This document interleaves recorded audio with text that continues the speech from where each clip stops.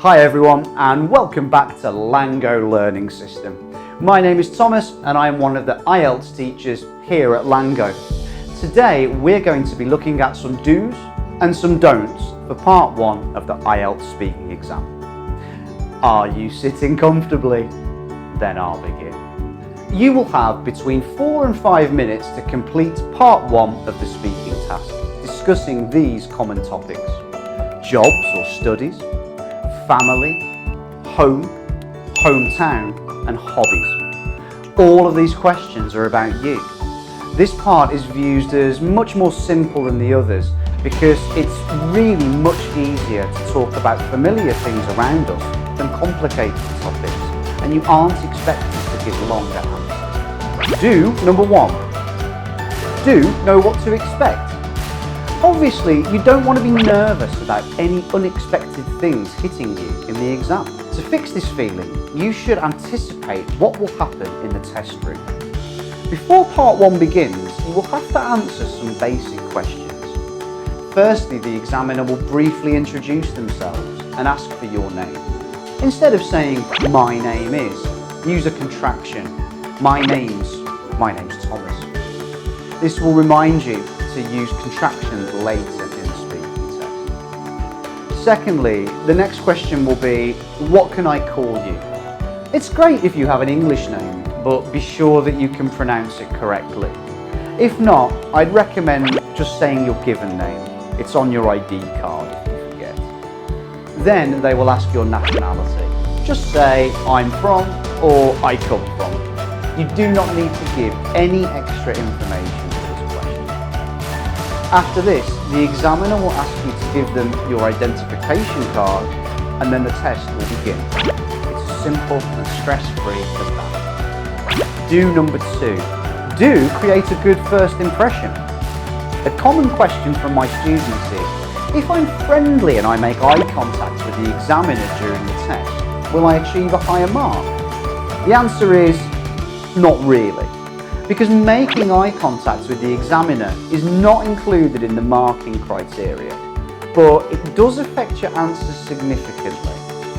If you look down at the floor or around the room, you're not going to focus on answering and generating ideas, so you will give a boring answer, as well as indicate to the examiner that you have a lack of confidence. Nevertheless, if you are more confident and open with the examiner, your answer will sound more natural and more interesting.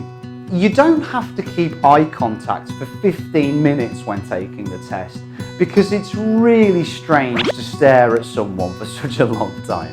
Do number 3. Do pretend you're interested in the questions. I have to be totally honest and say that most IELTS questions are abstract and thus can be very boring to talk about. If you don't at least pretend that you're interested, your voice will become monotonous. If this is so, you will get a lower mark because of your flat intonation. For example, in the same sentence like, "Sit down please," if you raise your inflection at the beginning, the listeners will know that you're happy to have them here. In contrast, a low inflection, "Sit down," will make them feel that they're not welcome. And the same is true for the IELTS test. Intonation is considered as a marking criteria because it affects the way that we deliver our thoughts. When you pretend to be interested in the topic, your intonation will naturally tend to be more varied. However, your voice should be in control for the entire speaking test. It shouldn't be too high or too low. Listening and imitating how native speakers raise and lower their voice is good practice to make you sound more natural. And remember to rise and fall with each syllable change. Do number 4. Do practice. It is not advisable to memorize your answers before you take the speaking test because it makes your speech sound rehearsed and unnatural. However, the topics for part 1 are very predictable, so you have lots of opportunities to practice answers until you find a nice rhythm that works for you. Don't number 1. Don't give yes/no answers. One of the most common mistakes for test takers is to answer the questions with yes or no. Mostly because of the tense condition in the exam room and the conditions there, it gives them an inability to come up with a longer answer. This kind of answer doesn't give the examiner any proof to grade you, and you can't show your language ability. The examiner will try to ask you more questions to stretch your language abilities to their limit. If you feel nervous, don't hesitate to tell them by using some rehearsed expressions to get your confidence back up. Don't number 2, don't go off topic. In speaking part 1, the questions are all about ourselves and are purposefully simple. So if you try to tell your whole life story when being asked your name, you may find yourself far off topic. In other words, you should be aware of your answer's length for a certain kind of question. For part 1, just 1 or 2 basic sentences are enough. Don't number 3, don't give no answer. Don't give a silent moment when taking the speaking test. Whether the question is tough or not, you have to at least try to answer it.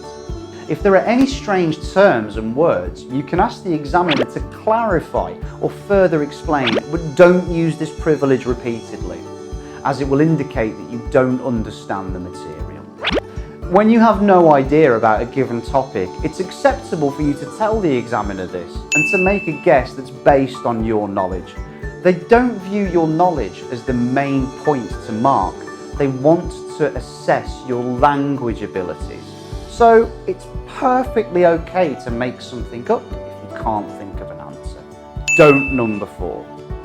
Don't speak very quietly. No matter how creative your ideas are, if the examiner can't hear you, then you cannot be marked highly. You have to be more confident and less shy. Don't look down at the floor and forget your answer. Your answer will be recorded, so try to speak louder than normal for the recorder to pick up your voice.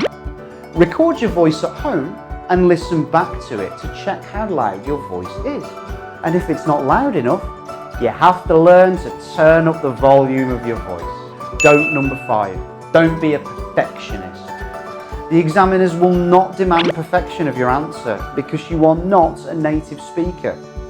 If your desire to have perfect grammar and vocabulary, your fluency and your pronunciation will be affected because you will be constantly checking yourself. Speak as naturally as you can with a focus on speaking at a natural speed and using clear pronunciation, and the grammar and vocabulary will hopefully look after itself. I really hope that you found this session helpful to prepare you for your IELTS exam. If you want to sign up for IELTS courses at LangGo, then please click on the link below. Our IELTS courses are designed to cater for your individual needs and to offer you a personalised learning pathway. Remember to like and subscribe, and please don't forget to hit the bell button to get notifications of our latest video uploads. It was a pleasure to speak to you, and I will see you in the next video. Bye.